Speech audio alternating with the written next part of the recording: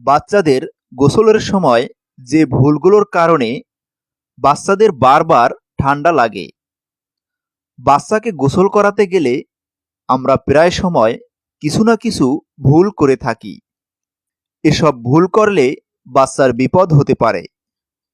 চলুন তাহলে জেনে নেই। নাম্বার ১, গোসল করানোর সময় বাচ্চার মাথায় আগে পানি দিবেন না। আগে শরীর ধুবেন, তারপর মাথায় পানি দিবেন। নাম্বার ২, অনেক সময় লাগিয়ে বাচ্চাকে গোসল করাবেন না এবং বাচ্চার মাথায় বেশি পানি ঢালবেন না। নাম্বার ৩, গোসল করানোর পর সবার আগে শিশুর মাথা মুছবেন। অনেকে এই ভুলটা করেন, আগে আপনার শিশুর শরীর মুছেন। এটা করবেন না। বাচ্চার মাথার চুল অনেকক্ষণ ভেজা থাকলে বাচ্চার ঠান্ডা লেগে যায়। নাম্বার ৪, শিশুকে গোসল করানোর পর বাতাসে নিবেন না। ফ্যান বা এসির নিচে নিয়ে যাবেন না।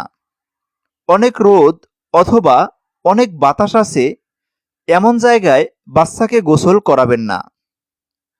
শরীর মোছার জন্য নরম তোয়ালে ব্যবহার করুন, যাতে করে তাড়াতাড়ি শরীরের পানি চুষে নেয়। নাম্বার ৫, শরীরে তেল মাখিয়ে সাথে সাথে গোসল করাবেন না। তেল মাখানোর পর শিশুর শরীর গরম হয়ে যায়। তেল মাখানোর কিছুক্ষণ পর গোসল করাবেন। নাম্বার ৬, গোসলের সময় শিশুকে কখনো একা রাখবেন না, কারণ ওদের নিজের খেয়াল রাখার মতো ক্ষমতা থাকে না। তার জন্য পানির গভীরতা শিশুর জন্য বিপদ হতে পারে। নাম্বার ৭, অতিরিক্ত ঠান্ডা পানি দিয়ে গোসল করাবেন না। না ঠান্ডা না গরম এমন পানি দিয়ে গোসল করাবেন। শিশুর গোসলের পানিতে একটু বুকের দুধ দিয়ে দিতে পারেন। এটি শিশুর জন্য ময়শ্চারাইজার হিসাবে কাজ করবে। গরম মনে করে অনেকেই বাচ্চাদের ঠান্ডা পানি দিয়ে গোসল করিয়ে দেন। এমন ভুল করবেন না। ঠান্ডা পানি দিয়ে গোসল করালে শিশুর ঠান্ডা লেগে যায়। তাই গরম পানি চেক করতে হাতের কনুই ব্যবহার করবেন।